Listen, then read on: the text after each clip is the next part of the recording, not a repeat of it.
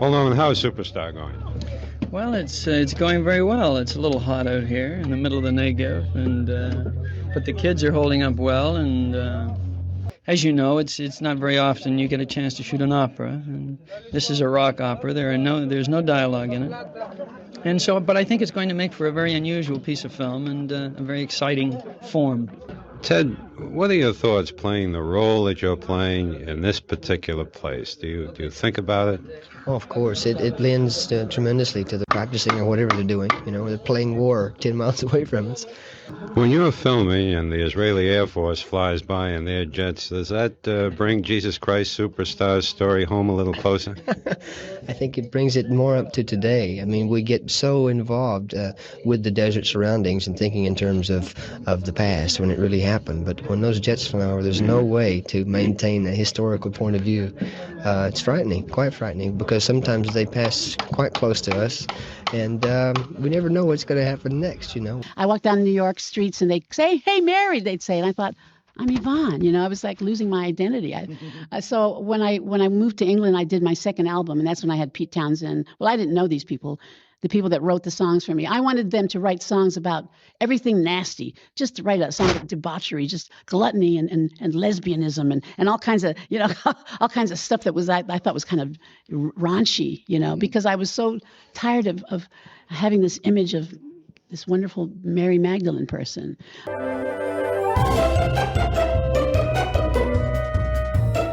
Hello, I'm film historian Tony Maeda. And I'm Brad Shreve, who's just a guy who likes movies. We discuss movies and television from Hollywood's golden age. We go behind the scenes and share our opinions, too. And of course, being the average guy, my opinions are the ones that matter. As does your self-delusion. Welcome to Going Hollywood. Brad, you know, I really hate starting these episodes off on a downer. This will be the second week in a row, but for the second week in a row, we've had a very sad week here in classic Hollywood land. We just heard of the passing of a true icon. Meryl Streep called him a lion, and I could not agree more. The incomparable Robert Redford. Yeah, like you said, I hate starting on a sad note, but yeah, to not address it would be criminal. Absolutely. And I thought of you. I didn't dig in to make sure it was accurate. Well, you're most welcome. I like when you think Robert Redford, you think of me. Always. You're like Robert Redford and Paul Newman all wrapped into one, Tony. I am Hubble Gardner, yes. No, I thought of you because I read, and like I said, I did not deep dive into it to make sure it was accurate, but I know how much you love The Way We Were. And I read that Barbara was trying to sing The Way We Were at his funeral and only got a few lines out and nearly dropped. Yeah, I saw that too. It looked very, very touching. She loved him. No surprise there. She loved him. No, and I also want to point out, listener, you know, so obviously Brad and I record these way ahead of time, so it's hard for us to be timely when we have these people passing. But the fact is that people are passing, and I can't just ignore it. So by the time this drops, Robert Redford will probably have been gone for a few weeks, but just pretend like it's not when you hear that, and just let us know our heartfelt sadness about the passing of this true icon, not just for his career as an actor and a director. We just talked about his brilliant work in Ordinary People, but Sundance. I mean, he basically reinvented independent film with Sundance. And have I told you why I hate Robert Redford? Oh, God, Brad. You can't help yourself, can you? He's incredibly handsome, intelligent, talented, and fucking charming. Nobody should be allowed to have all that together. It's just wrong. But thankful to us, that's what we got. And I don't regret that for a second. He was just an icon, as you said. Yeah, as we said last season when we talked about The Sting.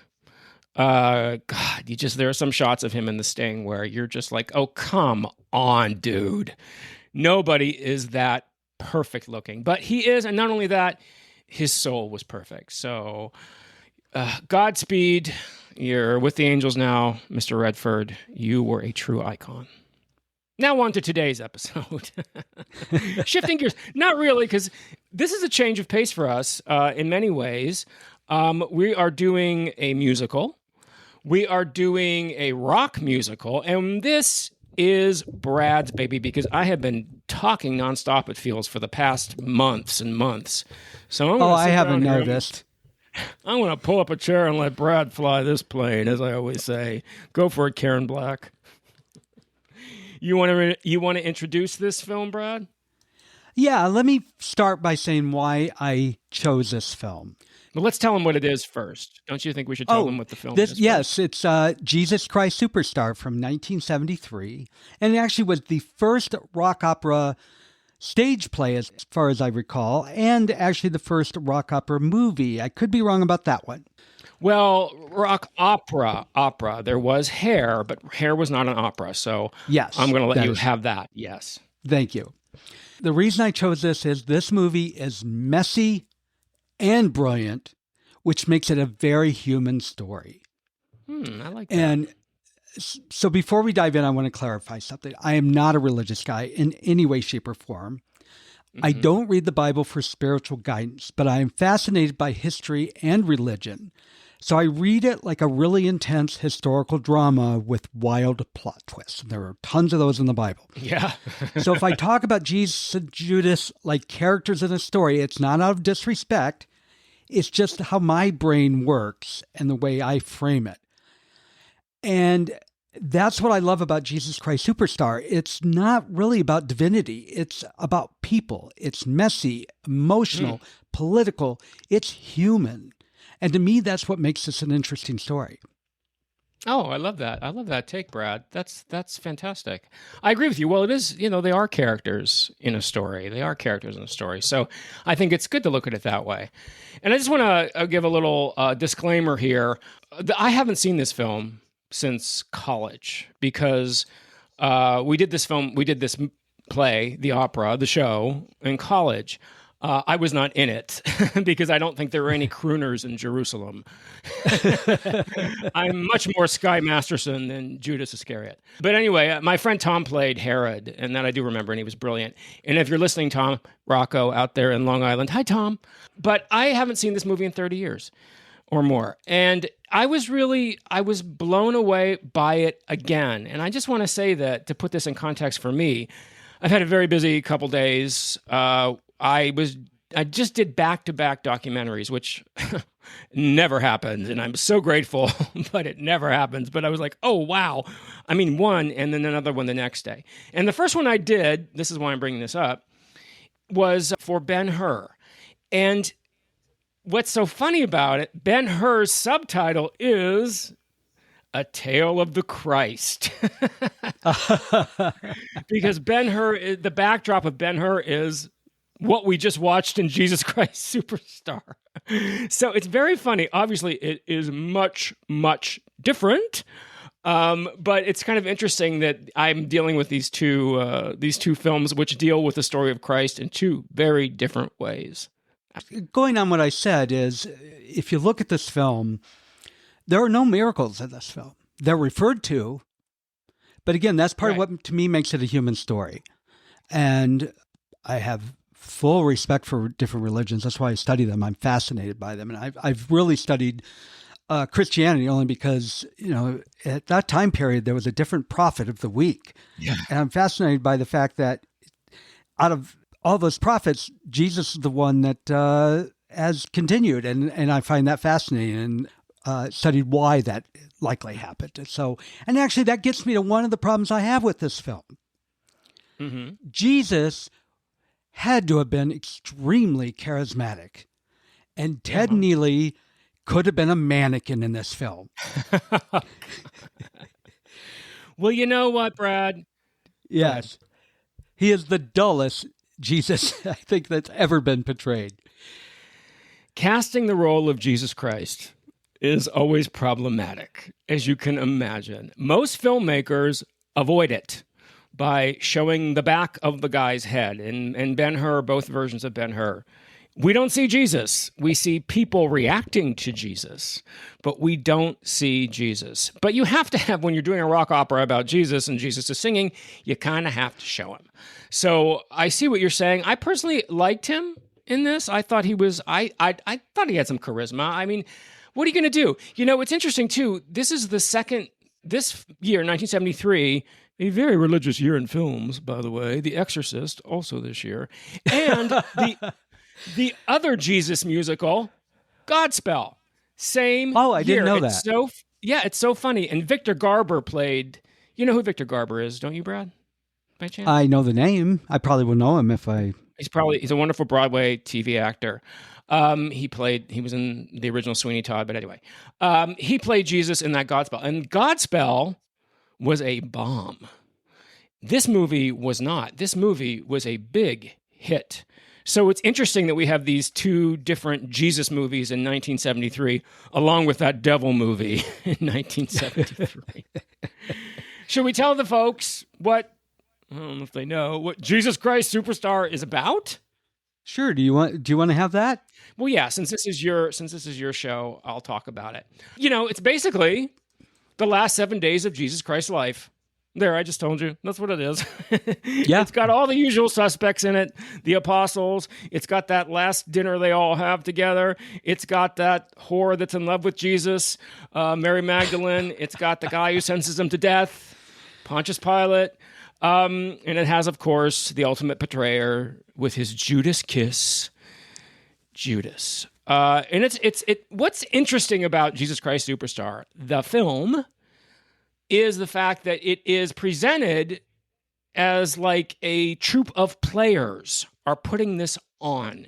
It's not literally, here's Jesus in the last 7 days. No, it's presented in the context or the allusion of a troupe of players putting this play on. They pull up in this Partridge Family-style bus, and they get out in the middle of Israel and put on a rock opera for us. And then at the end, they climb back in the bus and drive away, all except for one character, which we'll get to in the end. And that's the story of Jesus Christ Superstar. Yeah, and the whole reason for the bus, I mean, people find that confusing with the bus and the planes and the tanks. It's to put it, you know, the most recent, they did the TV version of Jesus Christ Superstar with, I can't remember the singer's name. The guy who played Judas was incredible, just like I think Carl Anderson is incredible in this film and downright gorgeous. But that probably is one of the reasons why I love this film. But they recently did it, and they were dressed in leather and chains. And they all had tattoos. This movie is trying to do what that recent version did, and that's to put all of this in today's perspective. These people were all outcasts. So if we do it today, let's make them outcasts that in a way that people can relate to today. And that's what we get. So yeah, they're all hippies driving up in buses. Yes. And with some anachronistic shout outs, some patent tanks come in. We have a cameo by the Supremes, air quotes, Supremes. It's really interesting. Plus, it's a rock opera. So, you know, it can't really be set. There's got to be some kind of scrim. That's the only word I can think of right now to come down to separate us from this story, because clearly this is a take on it. This is a presentation on it, and Norman Jewison is really driving that point home when he says these people are performing it, except for that and that one little twist at the end, which is fascinating. That's the way it's presented. Yeah, I'm going to have to go a little bit into it. I was going to say, you said this is an interpretation, and I'm glad you said that, because I'm going to try not to get too much in the historical context, but I will say the way Mary is portrayed drives me crazy. The way Pontius Pilate is portrayed is pretty good, actually. Mary's portrayed awful, and it's the way that she's always been portrayed, and it's not accurate. Judas is actually, to me, portrayed correctly, if you read the Gospel of Judas, which we may get into later. But there are no real villains in this film. Everybody's doing what they think is best. Judas is doing what he thinks is best to protect Jesus' followers, and probably Jesus himself. The priests are trying to protect the community against Rome. Yeah. I like the fact that there are no real villains. The only one that, well, we'll get into Herod. I love Herod for various reasons. But that's all I wanted to say about that. We'll get more into those. But I'd like you to tell more about the film. Okay, Give us the stats and stuff. Jesus Christ Superstar began as a concept album because Andrew Lloyd Webber and Tim Rice, who wrote this piece, were unable to get backing for a stage production. So they had done one musical before this. They had done Joseph and the Amazing Technicolor Dreamcoat, but it was a short piece. It wasn't the full Joseph that we see now if we see Joseph. And they couldn't get the backing, so they thought, well, why don't we just record an album of the songs and maybe that will help. Interestingly, they did the same thing with Evita a few years later. Evita started also as a concept album, not a show.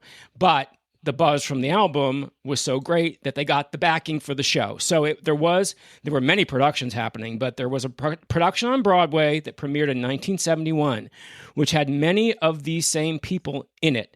Ted Neely was in it. He was an understudy for Jesus, though. He didn't play Jesus. Yeah. Carl Anderson was originally the understudy for Judas. Ben Vereen was playing Judas, but then Ben Vereen got sick, and Carl Anderson stepped in, and then they alternated the part. Yvonne Elliman as Mary, she was in the original. So many of these people. And this is the man who brings it to the film, Barry Dennen, who plays Pontius Pilate. Do you know who Barry Dennen is, Brad? No, I don't know him. I saw him at a party once, but I didn't go up and talk to him. That's all I could tell you about him. Oh, really? You saw him? You did? At a party? Yes. Oh, funny. A friend of ours wanted to introduce us, and we got sidetracked and never happened.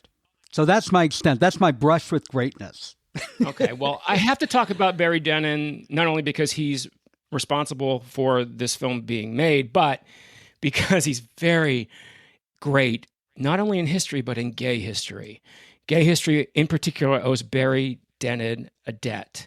Because, we have to say, his other claim to fame, besides Pontius Pilate, is the man who discovered, yes, Barbra Streisand. We just talked about her. He knew her when she was Barbara. Okay, that's how long he knew her. Did you have any idea about that, Brad? No. Okay. So I'm glad you mentioned that he was open. I didn't know that he was openly gay. That actually, I didn't want to give the frame of reference of the party that I saw him at, but that puts things in perspective now. Go ahead. That's up for debate. Okay, so Barry, who at that time pronounced his name Barre, B-A-R-E, accent aigu, and Barbara, they both changed their names, met in 1960. And according to him, they got involved in a romantic relationship, even though he identified primarily as gay. Now, according to Ms. Streisand, it was just a friendship. And there was some friction between them for a very long time because of the fact that he wrote a book about their air quotes relationship as a romantic relationship, and she did not like that.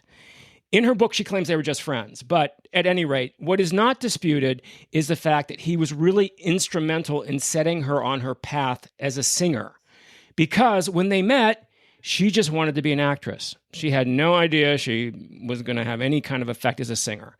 But once he heard her sing, he was like, you have to sing. You have this voice. You have to sing. So he was instrumental in helping her develop her style. He got her to do her very first open mic as a singer at a gay club in the village called The Lion, which she won. And that set her on her path to becoming Barbra Streisand. Well, I had no idea about this background and this history and his connection with Barbara. That's actually pretty surprising because he's not a name people know that well, if at all, really. No, he's not. He's not. So how he's important with the whole history of this film is that he appeared in the film Fiddler on the Roof.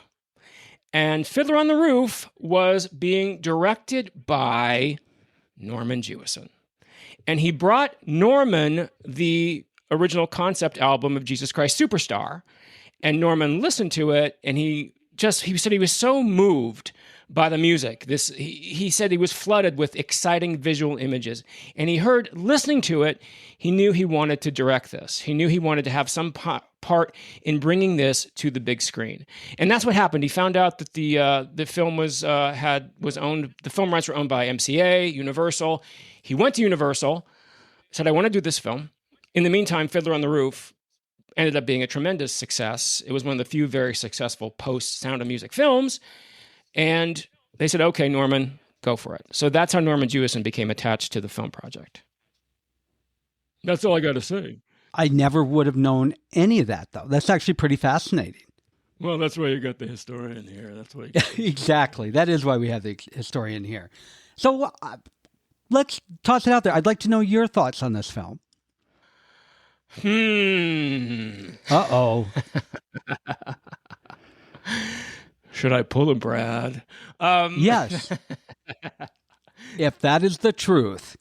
I'm going to pull a Brad, and that I'm going to be totally honest about it, but I'm not. I have never ever been a fan of rock operas. I'm just not. It's just not my cup of tea. Fair. I do love the music from this, though. I mean, I don't know how to love him. I mean, is there more? Is there a more gut-wrenching, codependent torch song than I don't know how to love him? It's astounding to me. It's astounding. And it was a hit. Helen Reddy recorded it, took it right from under the nose of Yvonne Elliman. It went to number 13 when Helen Reddy did it. I like this film. I do.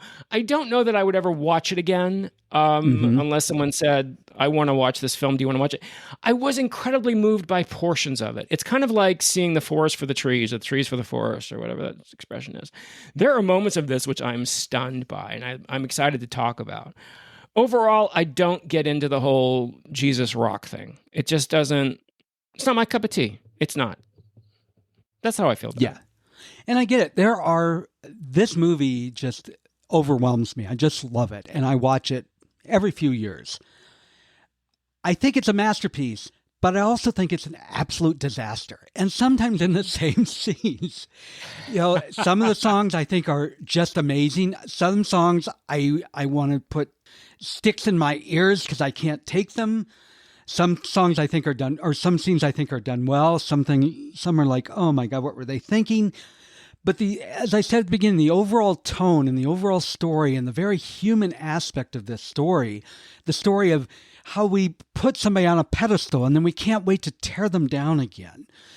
How you can have somebody devoted to someone and love them, but feel like they're on the wrong track, and you have to make a decision on how to correct that situation. That's what I'm passionate about in this film. Yeah. Yeah. No, I agree with you. It's very, the filmmaking, to me, is what's so striking. And, we briefly talked on Norman Jewison, the director of this film. We talked about him during our Judy Garland show episodes.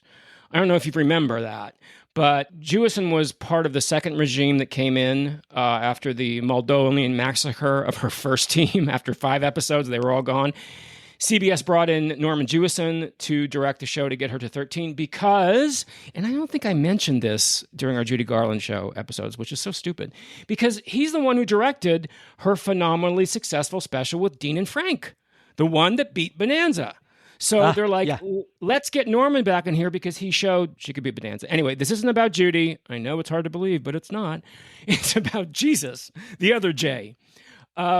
So Jewison, like Sidney Lumet, like Sidney Pollack, like William Friedkin, he cut his teeth on early television, but Jewison was primarily directing music variety specials like Judy's.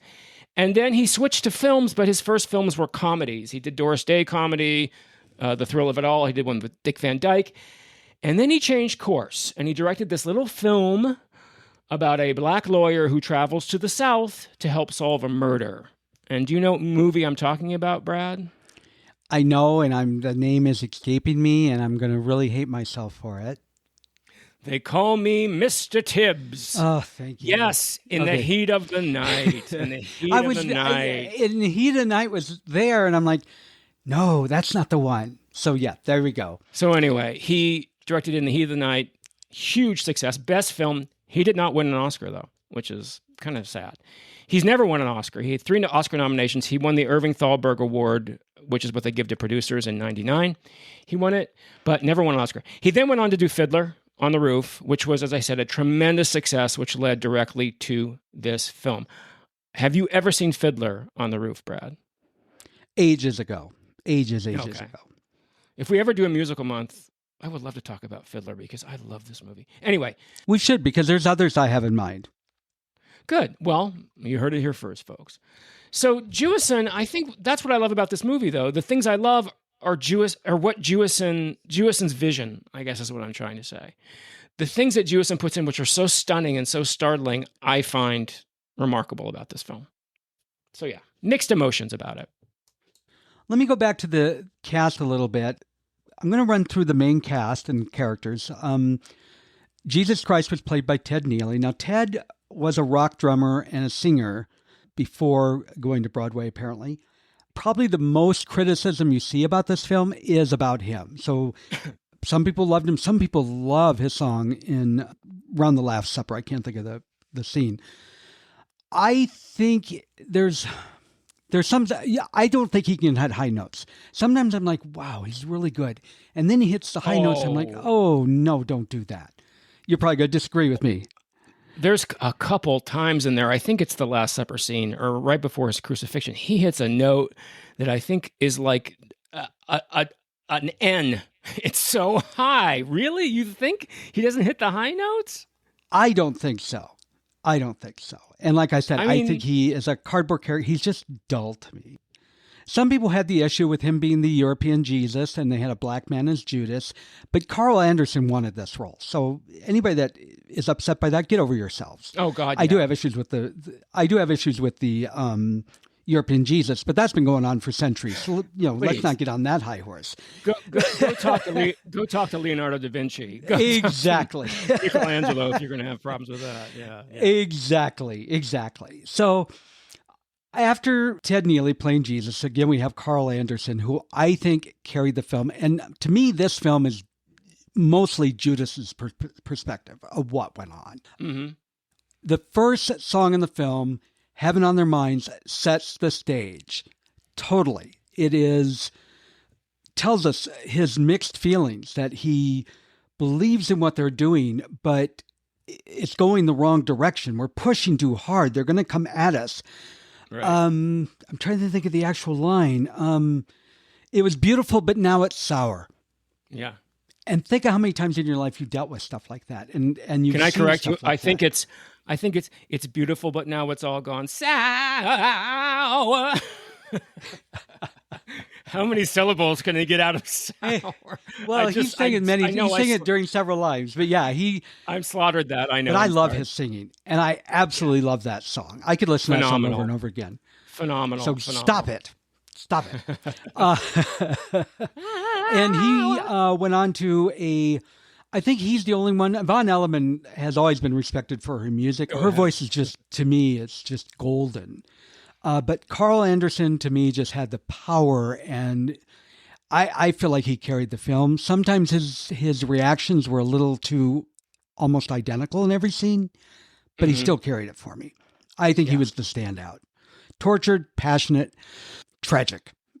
Yeah, agree. Von Elliman, despite the fact that I hate when Mary's portrayed as a whore, there is nothing in the Bible that says that. You can blame one of our earliest popes that did that, and the patriarchy is believed to have said, "Oh, we like that because it tears her down." But we won't go any further. It merely says that she was a fallen woman. There is another Mary in the Bible that is a prostitute, and it is believed that one of the early popes confused the two during one of his sermons or speeches. Way to go, Pope. Okay. That is my take on it. It's never said that she was. I'm not saying she wasn't, but there's no proof that she ever was. Right. But they go there in this film, and I get it because everybody seems to think so, and that's what they're taught in church a lot. And but she's just amazing to me, and she's beautiful in a very unique way, and her voice is like butter. It is like butter. It really is. And like you said, Heaven on Their Minds with Judas, her song, I Don't Know How to Love Him, and Everything All Right Everything's All Right is just a beautiful song to me. I love that too. Yeah, it's just gorgeous and just it's more sing-songy, but that's a bad thing to say because that makes it sound like it's a bubblegum song, and it's not in any way. Just not as similar to some of the other songs in this. And those are the three main ones. Other cast members we have is, as Tony mentioned, Barry Dennen as Pontius Pilate, Bob Bingham as Caiaphas, and then we have Kurt Yagahen. Do you know how to pronounce that, Tony? I have no idea. You go. He played Annas, who is probably one of the most annoying voices in the history of film. Mm-hmm. King Herod, played by Josh Mostel, who was a lot of fun. Simon, played by Larry Marshall, and I love Simon. I've heard the cast members talk about what a fun person he was, and you can kind of see that. He's just kind of an over-top guy, especially when you see him come on and off the bus, the way he's dressed. Yeah. And then there's Peter, who's downright gorgeous, who went on to a career in adult cinema, we shall say. Oh, really? Yes, he did, both producing and starring, and if you look at him, you can kind of see why.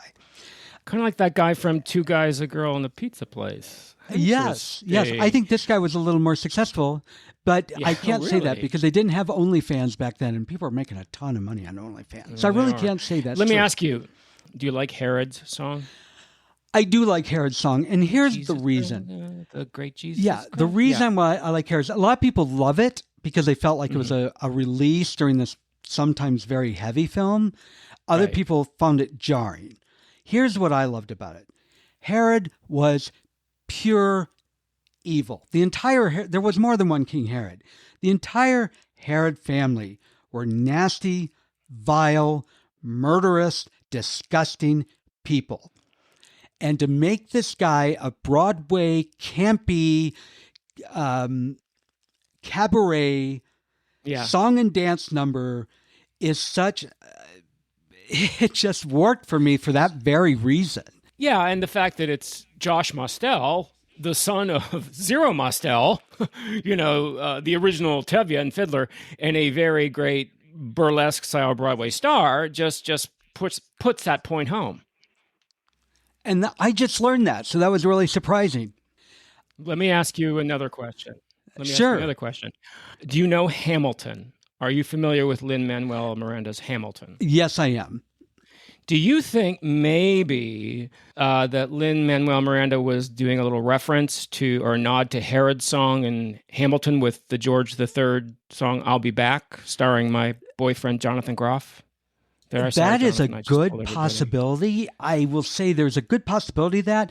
On the other hand, I think it is kind of a fun idea to take somebody that's villainous and make them campy and kind of make fun of them. So right, but the fact that he drops in, just like George III in Hamilton, drops in, sings this fun song about horrible things, about death, and, killing people, but it's done like with us, it's done with like it's a fun, campy song, and then he kind of disappears. Now I know Herod doesn't just disappear, but I just thought that was an interesting nod. I really thought, I was wondering if maybe Lin-Manuel Miranda, if anybody knows, let us know. Text me, let me know about it. I just wonder about that. You are right, because Herod is seen later, but he doesn't really, he's just watching Jesus getting the lashes. So it's not like he has another speaking role. That really was it. And, I said cabaret, it's actually more burlesque more than anything else. His whole palace and everybody there is just it's laughable. It's laughable, and to me, it's a nice release in the film, and for the reasons I think it makes fun of a very vile man who probably would not be too pleased with the way he was portrayed in this film. No, of course not. Of course not. Neither would George III. No, neither would George III. You are correct on that.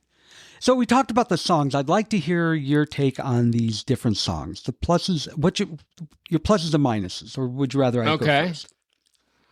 As I said, you're flying this plane, Karen Black. So I love Heaven on Their Mind. I love that the beginning of it, the chords that I'm not going to sing it. Don't worry, people. But I love the beginning of it. It has such energy, and that chord structure is just so galvanizing. I love that song. Love it, love it, love it. And I love the lyrics. Yeah, I do too. It really sets the stage for what this is about. it gives you kind of an idea of what is going on in Judas's mind. He's not just some evil turncoat. He's really afraid that this is going too far, folks. So it gives you, it lets you into his psyche a little bit, which I like. Right off the bat, we see, this is not a black and white cardboard character. This guy has some real fears here about what is happening to his friend, Jesus Christ. Exactly. And that is, I think, really important in this story, is that they are friends, and you can see his love for Jesus. It's not that he disliked the man. And just to kind of touch on the fact that he is not shown as evil, really, in the Bible as it stands, he's not shown as evil as he's portrayed in Sunday schools. I mean, he has its faults for sure. But he was conflicted. And if you read the book of Judas, which they did not make canonical because early folks did not like it, he is much more portrayed as a conflicted man. He's also portrayed as a man that was fulfilling Jesus' instructions.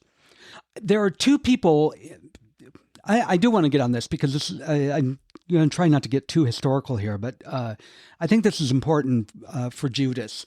There is a historical documentation of most of the people in the New Testament. They existed one way or another. They exist in these stories.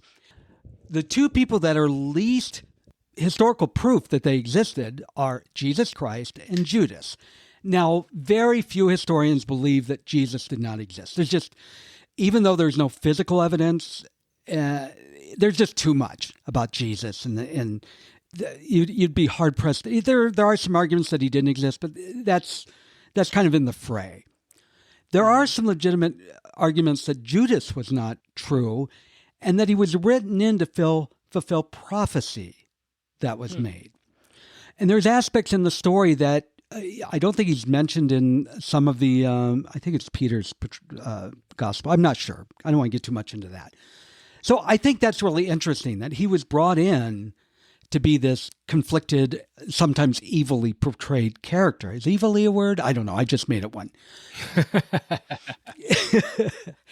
And to me, that's an important part of the story. I mean, it's like I've said many, many times. It's the reason I love this story. Mm-hmm. So let's move on. You already said you like Everything's All Right, and I Don't Know How to Love Him. Love him, yeah. Especially I Don't Know How to Love Him. And that is probably great. the most iconic song in this film.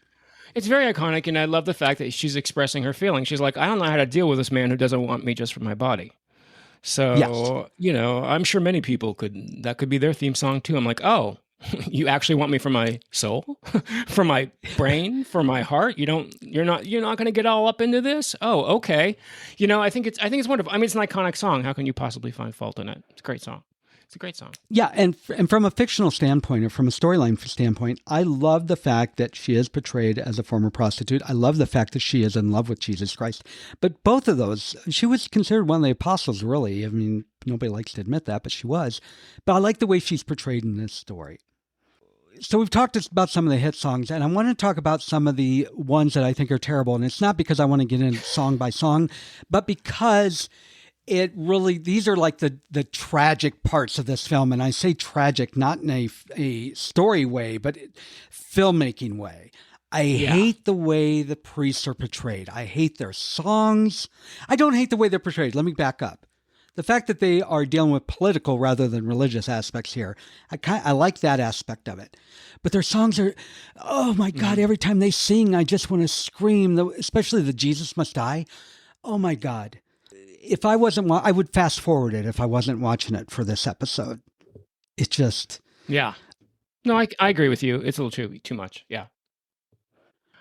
I would love to talk about some of the things in this film, some of the scenes in this film, which I find really stunning, and I think that come from the mind of Norman Jewison in this incredible production. Should we go to that? That's fine, and I think that's kind of what I was trying to do. It's hard for me to pull away from the actual songs and not do that, so I'm glad you're going to take that on. Thank you. Well, please insert a song here. If go ahead and sing. I will do so. Insert a song if I'm talking about a song. I just want to say that, so the film Shooting Jesus Christ Superstar took place at more than 20 locations in 4 Palestinian and Israeli camp bases. Isn't that amazing to me? Not exactly a calm time in the Middle East. When is it a calm time in the Middle East? But not exactly the calmest time in the Middle East in the early 70s, okay? And the fact that this film could go there and shoot and got the cooperation of the Israeli government, by the way. Well, they lent him some tanks. they kind of thought maybe we shouldn't have done that when it was all said and done. Well, I know, but it was partially supported, the budget. It was partially supported by the Israeli government. So we're talking about Jerusalem, the Dead Sea, Beersheba, Nazareth, of course, and I hope I say this right, Herodium in the West Bank. So I wrote that down, Herodium, and I hope I'm saying that right. Not Imodium, Herodium. I'll give it to you. Thank you. And like I said, the budget was partially supported by the Israeli government, and it was set at just under 3.5. Something else I find really amazing is there's that scene where Judas is in the middle of the desert, just surrounded by dunes. There's nothing around him. And it's pretty close to when he is going to betray Jesus, and the tanks start coming over the hill. You know, and you're like, this is one of the incredible anachronistic things about this film is the fact that, okay, where are we here? Are we in 1973 or are we in 4 BC? Where are we? Or 4 AD or whatever year. I always get confused with my AC and my BD. And the tanks are representing the might of Rome that Judas feared they were going to bring onto Israel because of Jesus's goings on, because of his shenanigans, because of what he was doing. This gives real motivation to the part of Judas, why he's trying to stop this from happening, because he's really afraid of the power of Rome. And I love that. And those were real patent tanks that the Israeli government got from the U.S. and loaned to the production. So I love that. I love that. And it's not really that subtle, but I think a lot of people don't get that is to represent the Romans moving in. And, you know, the same thing with the jets. And I got to tell you, that scene terrifies me because Carl Anderson, it was probably the camera angle, but he looked like he was right under those tanks and running from them, and I was terrified for him. That scene, and when he's running away from the Last Supper after he betrayed Jesus, and he's running in that mob of sheep, and I'm waiting for him to get trampled. Both of those, I felt for the man. Anyway, Stunning scene. Bring us back on track. The anachronistic touches in this movie are really fun. I mean, we'll talk later about the amphitheater, and I already said the Supremes, and it becomes a rock concert. It's a lot of fun. I just think it's a brilliant little touch of Jewison's. Yeah, and you know the same thing happens in the. I said I Don't Know How to Love Him was probably the most known song from this film. I'd say it's probably neck and neck with Jesus Christ Superstar, and in Jesus Christ Superstar, Judas is after he's dead, he comes down from the sky, and he's asking Jesus, like, why did you pick such a backward time in such a strange land? That's right. I forget what the line is, but Israel in 4 BC has no mass communication. I mean, Israel in 4 BC. Yeah. It's like, it's brilliant. It's brilliant. I love that. It really is. One of my very favorite scenes is the leper scene. I just love the way he shot that with the lepers like coming out of the cracks in the stones, like they're in the crevices, like they're insects. It is so creepy. It is.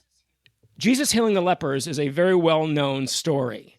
And I love how they film it because it's ironic. In Ben-Hur, the lepers are all in this big valley. It looks a little bit like Encino. It's just this big, I'm just kidding. But seriously. Well, some would say that fits. It's like Encino, but we won't go there. It's this big valley where the lepers are hanging out.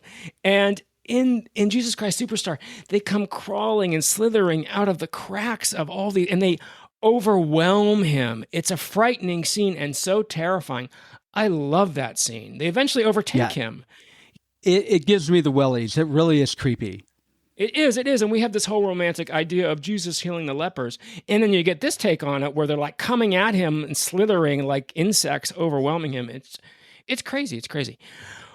One of my very favorite scenes is the Last Supper scene. You know any of the background of how Jewison created that scene, Brad? No, I love the song because I think it's funny. But it's a great song. I love when they freeze. No, tell me the background on that. They freeze in their position. Yeah, I love, I always hoped I could be an apostle. I knew I could make it if I tried. Then one day, when I retire, I can write the Gospels and they'll still talk about me when I die. I think that's hysterical. But anyway, go on. I pulled away from your thoughtful comment. Jewison Jewison wanted to film the scene outside. We're all so familiar with the Last Supper from the painting, from the Leonardo da Vinci painting, which is inside. Jewison wanted to film it outside, and he came upon this clearing which had olive trees, and he asked if there was any way to make that verdant space, to get some grass in there. And they said yes, there was actually. If he planted the grass and they watered it twice a day, in 4 months, there would be grass. But of course, it had to be surrounded by fences. So nobody went trampling on the grass. Don't walk on the grass. And sure enough, in 4 months, they had that space. It was the only verdant space in the entire desert. It's this oasis. Beautiful scene, beautifully shot in this little tiny oasis in the middle of the desert. Gorgeous. I didn't know that. That's really interesting. I never thought about the fact that that's the only gardeny area, which it was a garden. So, and actually that's something that always puzzled me. If it was a garden, why were they always sitting in this, it looked like a church they were sitting in the painting. Yeah, it's beautiful how, but before the scene starts, they all freeze in their positions in the painting. Just for a second. I love that. And then they go right into the scene, which is great.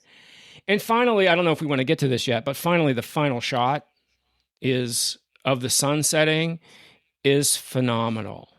Do you know the story about that? The sun setting with the crucifix in the sunlight and the sun setting? I'm going to guess I'm going to guess it was an accident. Not an accident, but they just lucked out. It was an accident.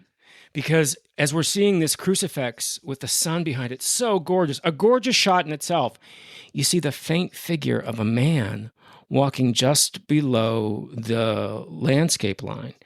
And you're like, oh, what's that? And the man's walking across, and right after him are sheep. It was a total accident. According to Norman Jewison, it was a complete and total accident. And what were they going to do? Say, cut, get the shepherd out of there. They couldn't. The sun was going down. They had one shot at this. But when you think about it, what did we just see? Jesus is a shepherd. I mean, you could not have planned that. You could not have planned it. To me, that is one of the most stunning final shots I have ever seen ever in a film. Some people would say divine. That was divine intervention. Exactly. I think so. Too.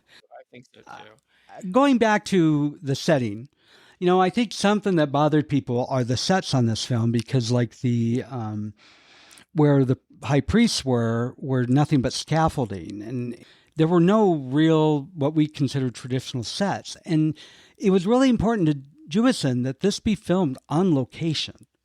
And what are they going to do? Build a temple around these historical artifacts? Right. No, you have to protect them and honor them. And that's what they did. And actually, to me, it made it feel more like the stage play as well, I'm sure.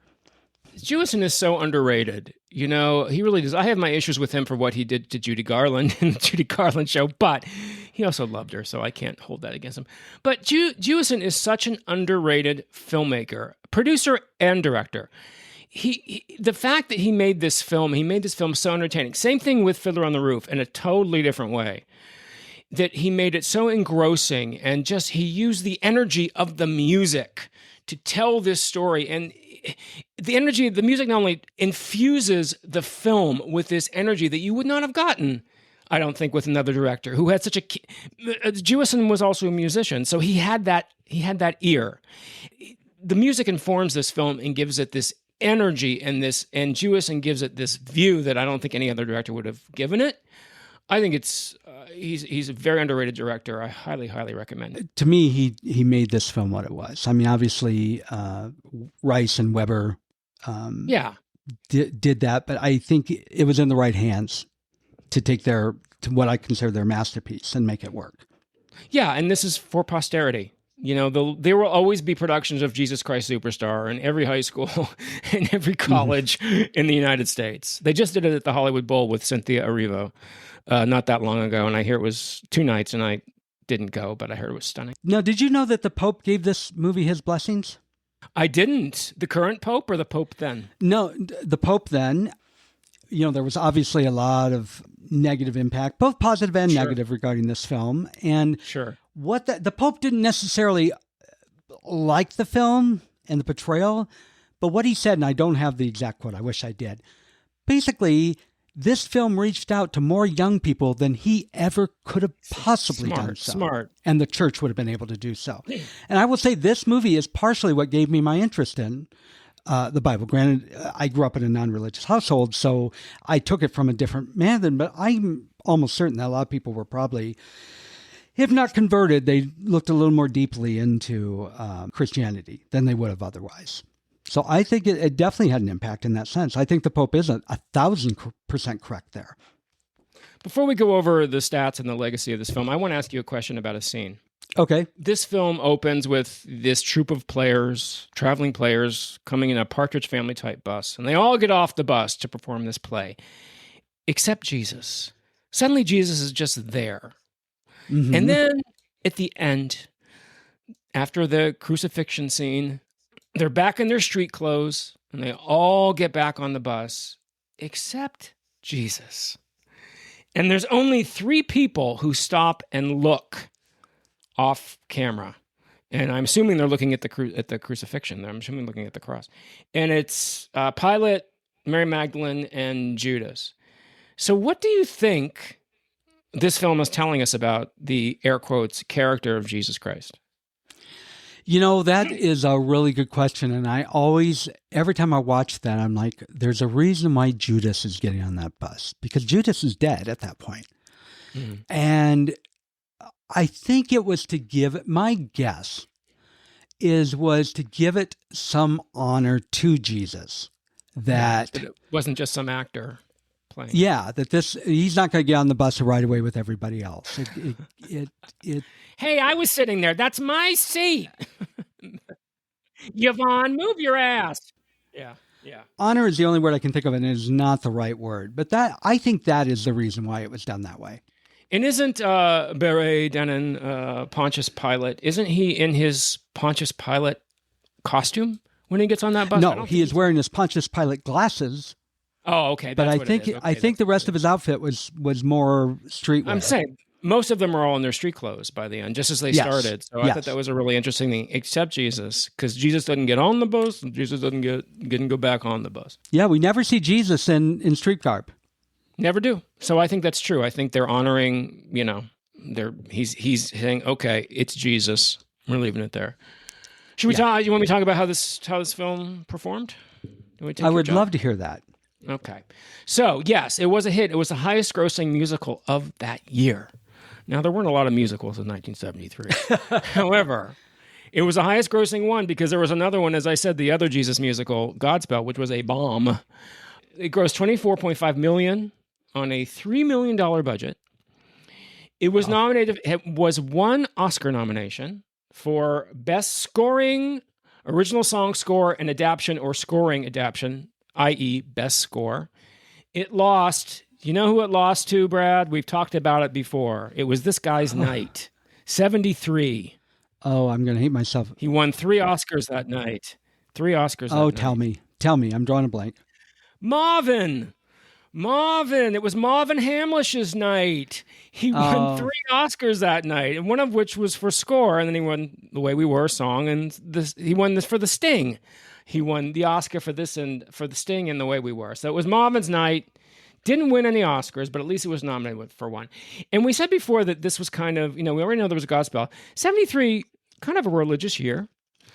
Oddly, besides the fact that we had Godspell and Jesus Christ Superstar and The Exorcist, we had a film called Gospel Road, A Story of Jesus, The Holy Mountain, Brother, Sun, Sister Moon, and Marjo. Those are just a handful of these films that, this was about the time when, I don't think it was the same year as that famous Time magazine cover, Is God Dead? But that was kind of the feeling. It was a pretty godless time, 73. Think about it. Watergate, all the anti-Vietnam demonstrations. So it's interesting that we had this slate of religious films happening that year. So interesting year in films. And this is definitely one of the highlights, I believe. No, I would definitely agree with that. 1,000%. And here's something interesting. So Jewison said that more people mentioned this film to him than any other film he ever directed. And I mean, this man directed, as I said, In the Heat of the Night, Fiddler on the Roof, Moonstruck, which I love, which I hope we talk about sometime, the Russians are coming, the Russians are coming. This man had a very, very nice resume. So isn't it interesting? I really do believe is kind of dovetails with what you said earlier, Brad, about the legacy of this film and the emotion people have for this film because of its religious background, because of the fact that it's about Jesus and it's presented in such an elemental way, I think, that people respond to it immediately. I think that's fascinating. Yeah, I think it goes across the board with believers and non-believers because of, as I said, the very human element of the story. This is not it's not an isolated story. This is a story we all know well. I want to talk about one scene in particular, one song, not necessarily the song, but the scene, and that is Simon with the Zealots.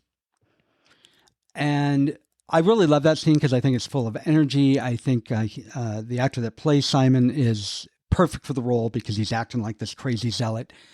That scene with all those dancers, first of all, the choreography I think is great in that scene. Yeah.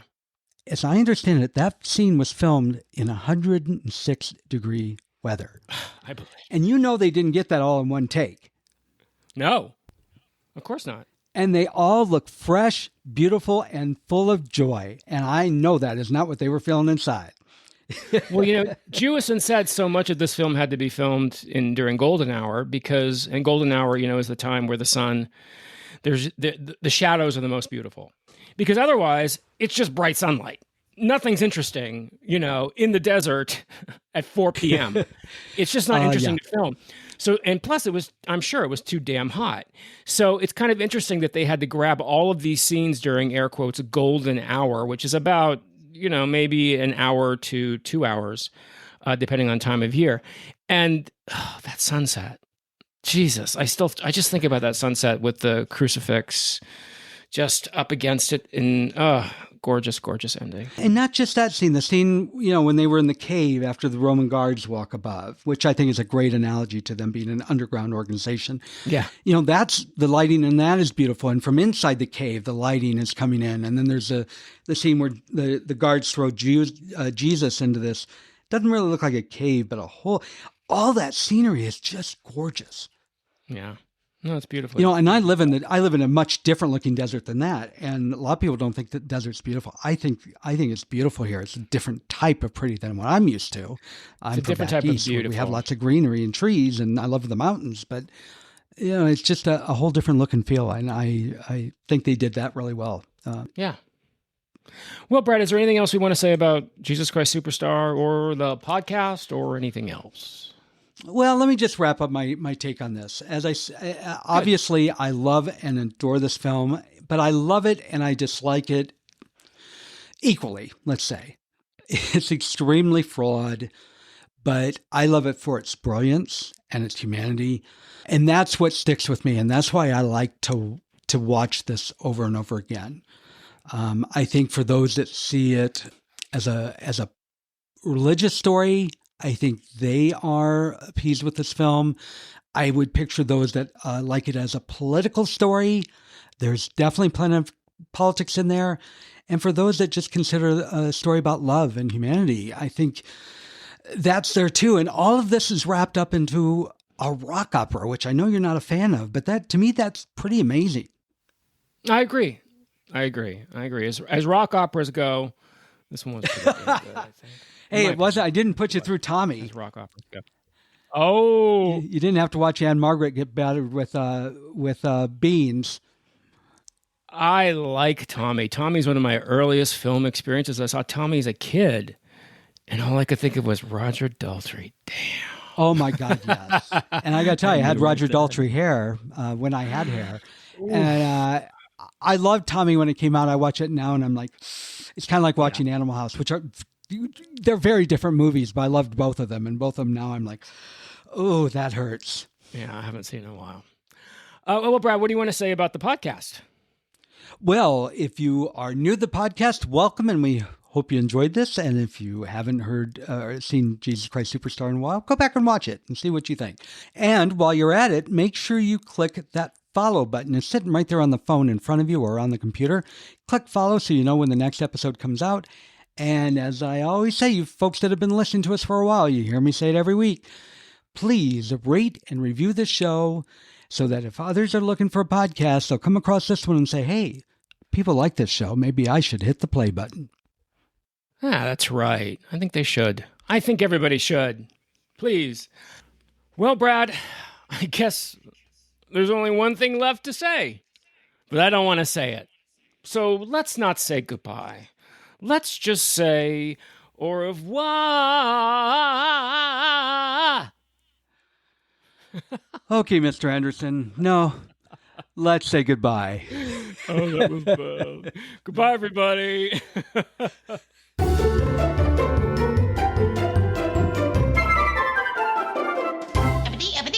That's all, folks.